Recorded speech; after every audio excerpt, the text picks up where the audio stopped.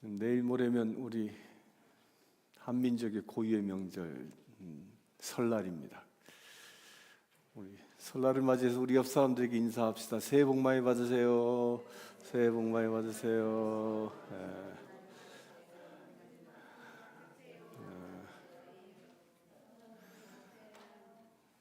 우리 춘절 우리 중국인도 새해 복 많이 받으십시오.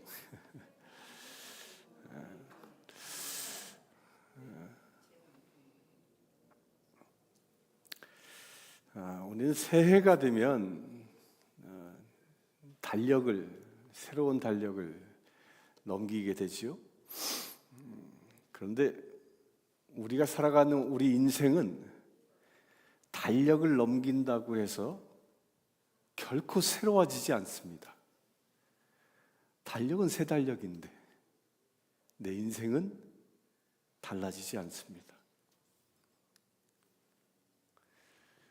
어떻게 달라질까요? 내 인생의 방향이 바뀌어야만 내 인생의 새해가 되는 것입니다. 새해는 우리에게 기대감도 주지만 설명할 수 없는 불안함이 오히려 더 크게 밀려오기도 합니다.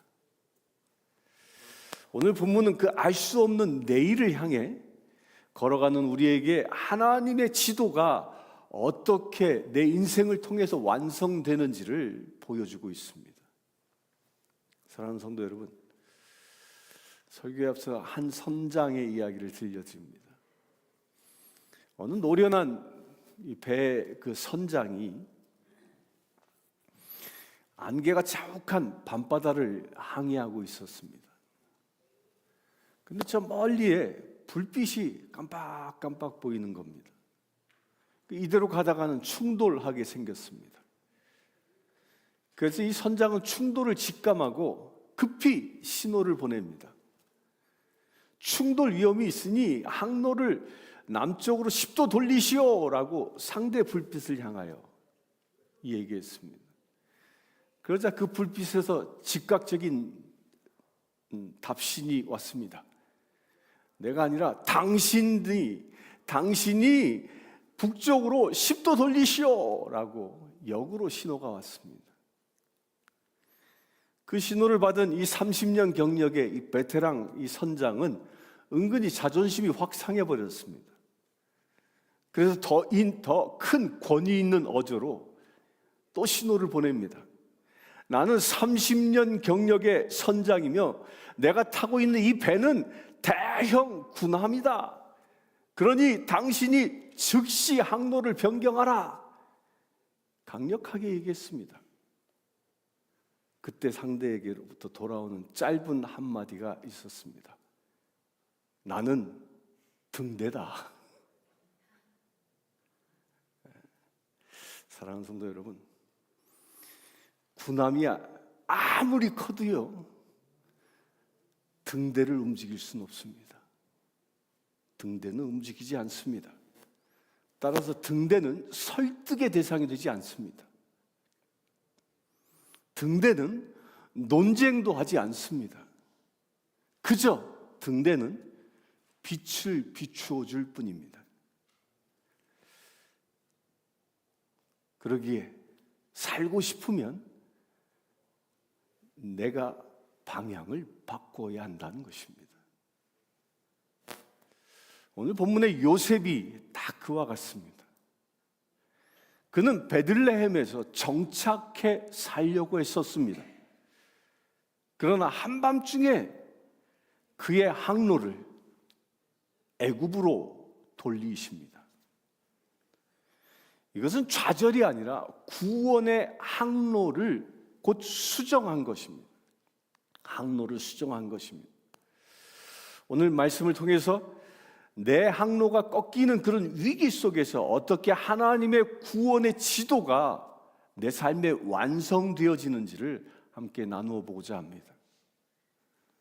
오늘 보면 13절에 보면요, 헤롯이 어린 아이들을 죽이려고 할 때 누가 나타납니까? 주님의 사자가 요셉에게 나타나 말씀하십니다. 일어나라. 아이와 그의 어머니를 데리고 애굽으로 피난하여 내가 내게 이르기까지 거기에 있으라라고 말합니다. 이것은요, 그 헤롯의 이 무서운 칼날이 움직이기 전, 바로 그 직전에 하나님은 이미 요셉의 잠을 깨우신 것입니다. 이것은 악한 자의 음모보다 하나님의 경고가 더 빨리 오고 있음을 보여줍니다. 사랑하는 성도 여러분, 우리도 어느 순간에 보면 그 위협하는 소리가 들려옵니다. 그러나 그 소리가 아무리 커도 하나님의 음성은 우리에게 더 빠르게 온다는 것입니다. 여러분들 구약 성경에 엘리사 다 알고 계시죠? 그 엘리사가 이 도단성에 머물고 있을 때에 아람 군대들이 그 성을 완전히 에워쌌습니다. 그것을 바라보았던 그 사환은 어떻게 했습니까? 절망에 빠졌습니다. 그리고 스승인 엘리사에게 우리 어찌해야 합니까? 라고 하소연합니다. 그때 엘리사가 담대하게 기도하지요. 뭐라고 기도합니까? 주여, 저의 눈을 열어 보게 하소서. 그러자 사환의 영적인 눈이 열렸습니다. 그리고 무엇을 발견합니까? 영적인 눈으로 바라보니까 자기 그 성을 둘러싸고 있는 그 아람 군대보다도 훨씬 더 강력한 하나님의 불말과 그 불병거가 아람 군대 뒤편에 산에 가득하여 이 도단성을 지키고 있음을 보게 됩니다. 사랑하는 성도 여러분, 여러분들을 위협하는 세상의 소리가 아무리 커도요, 두려워하지 마시길 바랍니다. 하나님은 그 세상의 위협보다도 한 발 앞서 계시는 분이십니다. 그런데 우리의 눈은 나를 위협하는 적만 보입니다. 그러나 하나님은 우리의 인생의 승리를 준비해 두고 계신 것입니다. 그래서 시편 기자는 이런 고백을 합니다. 여호와께서 너를 지켜 모든 환난을 면하게 하시며 또 내 영혼을 지키시리로다. 여호와께서 너의 출입을 지금부터 영원까지 지키시리로다. 아멘이십니까?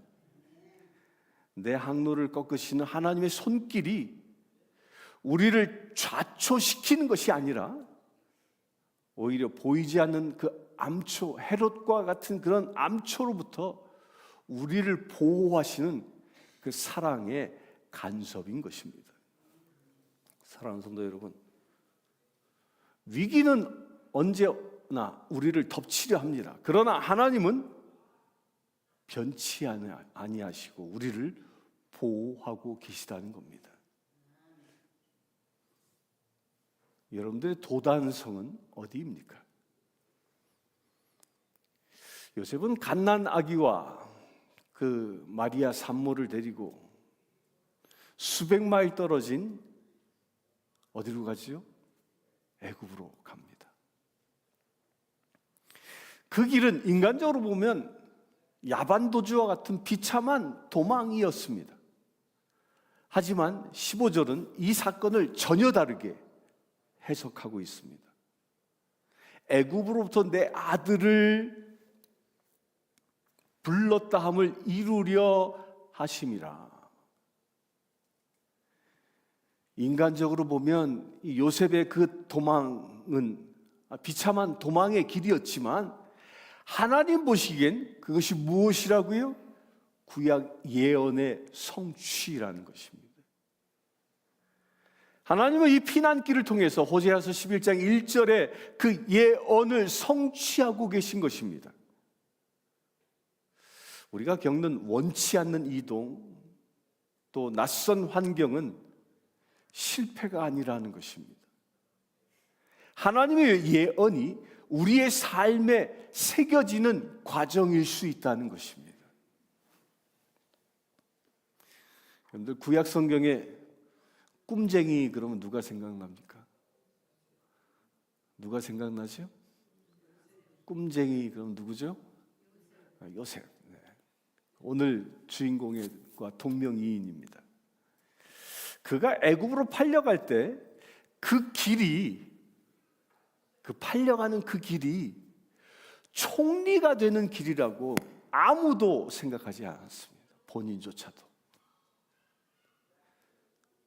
그는요, 애굽으로 팔려가는 그 길은 도망자도 아니었습니다. 어떻게 팔려갔어요? 노예로, 또 그곳에 가선 죄수로 살았습니다. 그런데 그 험한 세월을 훗날 요셉은 이렇게 고백합니다. 나를 이리로 보내신 이는 내 형제인 당신들이 아니라 하나님이시라 라고 얘기합니다. 아멘이십니까? 지금 여러분이 처한 그 애국과 같은 현실, 즉 낯설고 힘겨운 그런 환경이 도대체 어디입니까? 여러분들의 애국은 어디입니까? 어떤 이에게는 건강일 수 있습니다. 어떤 이에게는 자녀의 문제일 수 있습니다. 어떤 이에게는 경제적인 부담일 수 있습니다. 그러나 그 자리는 실패의 자리가 아니라 하나님의 계획이 숙성되어지는 그런 축복의 자리일 수 있다는 것입니다. 이에 대해 사도 바울은 로마서에서 이렇게 선언합니다. 우리가 알거니와 하나님을 사랑하는 자, 곧 그의 뜻대로 부르심을 입은 자들에게는 모든 것이 협력하여 선을 이루니라. 아멘이십니까? 모든 것이 협력하여 선을 이루시는 것입니다. 오늘 본문 16절부터 18절에 보면 베들레헴의 아주 비극적인 통곡의 소리가 들려옵니다. 헤롯은 베들레헴과 그 지역 안에 있는 2살 아래의 모든 산의 아이를 어떻게 했습니까? 죽여버립니다. 끔찍한 일입니다. 그러자 그 아이를 잃은 베들레헴의 그 어머니들은 어떻게 했을까요? 울부짖었겠지요. 역사학자들은요, 당시 베들레헴의 규모를 볼 때에 어느 정도의 아이가 살해당했냐고 예상하냐면 약 20에서 30명의 이 아이들이, 산의 아이들이 희생되었을 것이다 라고 추정합니다. 자식을 잃은 어머니들의 그 애국은 한순간의 애국으로 끝나지 않지요.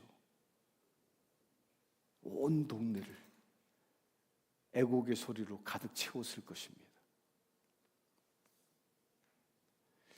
이 애국은요, 예레미야서 31장 15절에 보면 라헬의 애곡이라고 예언하고 있어요.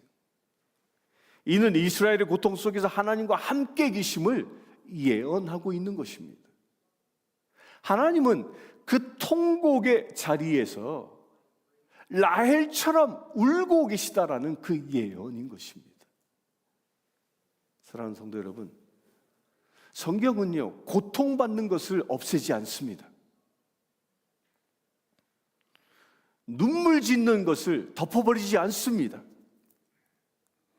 오히려 하나님은 설명하지 않고요, 그 고통받는 자리에 그 고통받는 사람에게 오셔서 함께 울고 계시다는 것입니다. 훗날 예수님도 그렇게 하십니다. 예수님도 죽은 나사로의 그 무덤 앞에 가서 어떻게 하셨습니까? 우셨습니다. 혹시 지금 누군가에게 말할 수 없는, 표현할 수 없는 울고 싶은 그 통곡의 마음이 여러분들 안에 있습니까? 잠 못 이루게 하는, 밤마다 눈물로 베개를 적시는 그런 어떤 사건이 있습니까? 그렇다면 기억하십시오. 여러분이 통곡하고 우는 그 자리에서 하나님은 여러분들과 함께 울고 계시다는 것입니다.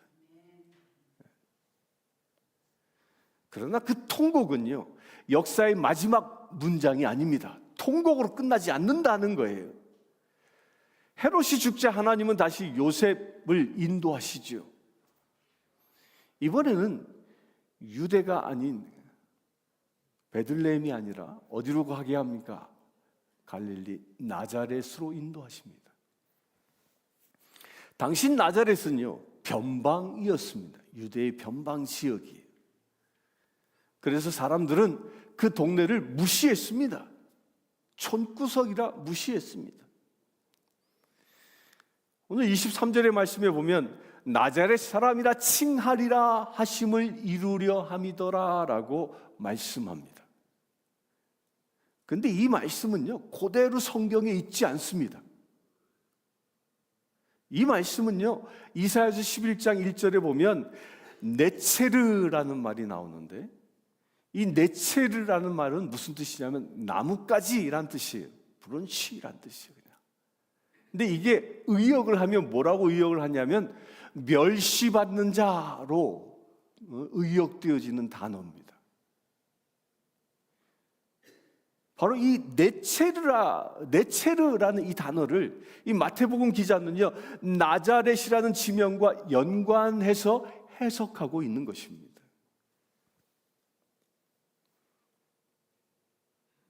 나자렛이 뭐라고요? 멸시받는 자.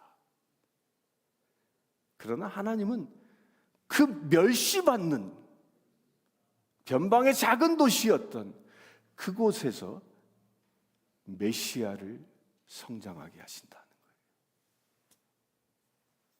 사랑하는 성도 여러분, 세상이 변방이라고 말하는 그 자리에서 하나님은 가장 위대한 일을 시작하십니다. 이것을 믿으십니까? 그 변방 중에 하나가 누굴까요? 우리입니다.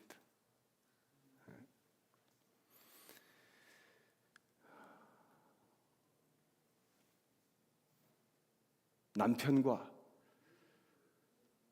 두 아들을 잃어버리고 고향으로 돌아온 한 여인을 여러분들 기억하십니까? 누구죠? 누구?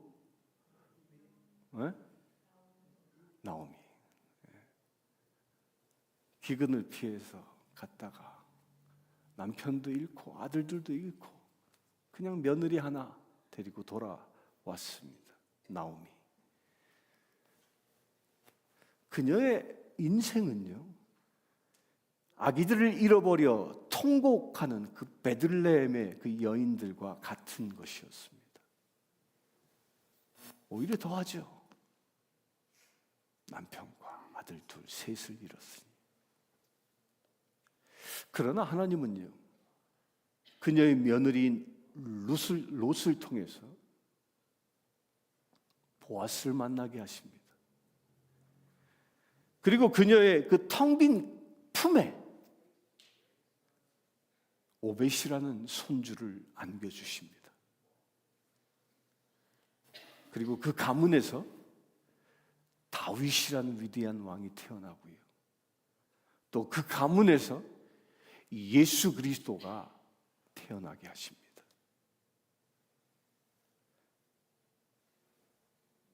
여러분들 기억하십시오. 통곡의 밤이 지나면 반드시 나자렛이라는 곳이 기다리고 있다는 것입니다. 비록 세상은 그곳을 멸시받는 곳으로 부를지 몰라도요, 그곳은 하나님의 능력이 나타나는 소망의 땅인 것입니다. 사랑하는 성도 여러분, 나자렛은 이름조차 없었던 변방의 소도시였습니다. 하지만 하나님은 세상이 멸시받는 가지, 곧 네체르라 불렸던 그곳을 메시아가 성장하는 성장지로 삼으신 것입니다. 혹시 지금 여러분들의 처지가, 여러분들의 삶의 자리가 그 네체르와 같은 변방의 보잘것없는 나자렛처럼 느껴지십니까? 그렇다면 기억하십시오. 하나님은 그 가장 낮은 곳에서 위대한 구원을 시작하신다는 겁니다. 통곡의 밤이 지나면 하나님의 나자렛이 여러분들을 기다리고 계십니다. 주님이 성장하는 곳이 기다리고 계십니다. 오늘 주님께서는 오늘 말씀을 통해서 세 가지 메시지를 주고 계십니다. 첫 번째는 요셉에게는 인생의 내비게이션이 없었습니다. 그보다 정확한 등대 대신 하나님의 음성이 있었습니다. 우리의 인생도요, 마치 자동차의 내비게이션이 화면이 꺼진 것처럼 어찌 가야 할지 모르는 그런 캄캄함을 경험하고 있을 때에 우리 이 세 가지를 기억하길 바랍니다. 첫 번째는 하나님은 악인의 횡포보다 오히려 한 발 앞서 우리에게 일하신다는 겁니다. 헤롯은 박사들을 속이고 아기들을 죽이려 했지만 하나님은 꿈을 통해서 요셉에게 피할 길을 주셨습니다. 세상에 아무리 우리를 무너뜨리려 해도요, 하나님의 보호하심은 세상의 악함보다 늘 빠르게 역사하십니다. 그러기에 우리는 하나님께서 일하심을 기대하며 살아갈 수 있는 것입니다. 두 번째로요, 고난의 이동은요, 도망하는 것이 아니라 오히려 새로운 준비의 시간인 것입니다. 요셉과 마리아에게 애굽행은 고달픈 피난의 길이었을 것입니다. 그러나 그곳은 안전한 피난처였고요, 예언을 이루는 장소였던 것입니다. 지금 우리가 처한 현실이 마치 광야이거나 애국과 같은 그런 상황이라면 그것은 버려진 시간이 아닌 것입니다. 하나님의 계획이 무르익어가는 그런 은혜로운 시간이라는 것입니다. 세 번째로요, 하나님은 끊어진 길에서, 절망의 길에서 새 길을 열어 가신다는 것입니다. 베들레헴의 통곡은 끝인 줄 알았으나, 절망인 줄 알았으나 그것은 나자렛의 소망으로 이어지고 있는 것입니다. 하나님은 인간의 그 잔인함조차도 오히려 선용하셔서 결국 구원의 역사를 완성하고 계시다는 것입니다. 사랑하는 성도 여러분, 오늘 본문의 이 요셉에게는 인생의 내비게이션이 없었습니다. 그는 애굽에서 삶이 어떨지, 언제 돌아올지 전혀 알지 못했습니다. 그가 가진 유일한 정보는 내가 내게 이르기까지 거기 있으라라는 이 하나님의 말씀뿐이었습니다. 하지만 요셉은 자신의 인생의 항로를 고집하지 않았습니다. 오히려 등대이신 하나님의 말씀이 비추는 그쪽으로 자기 인생의 뱃머리를 돌렸던 것입니다. 그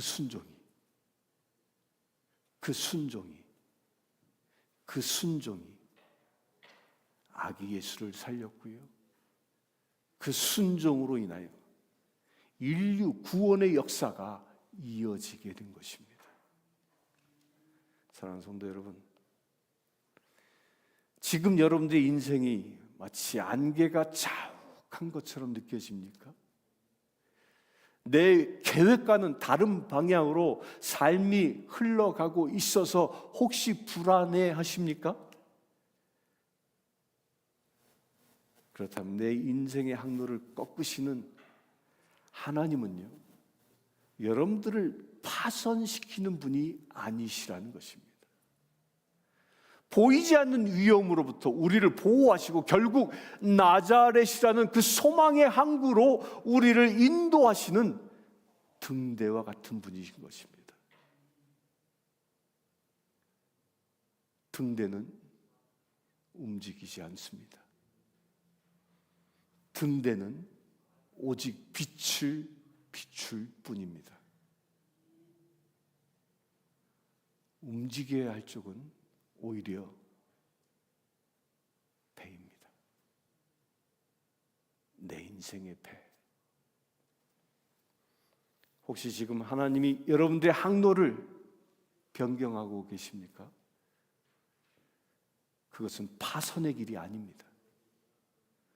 오히려 보이지 않는 암초를 피하게 하시는 하나님의 사랑이 담겨 있는 인생의 수정의 길인 것입니다.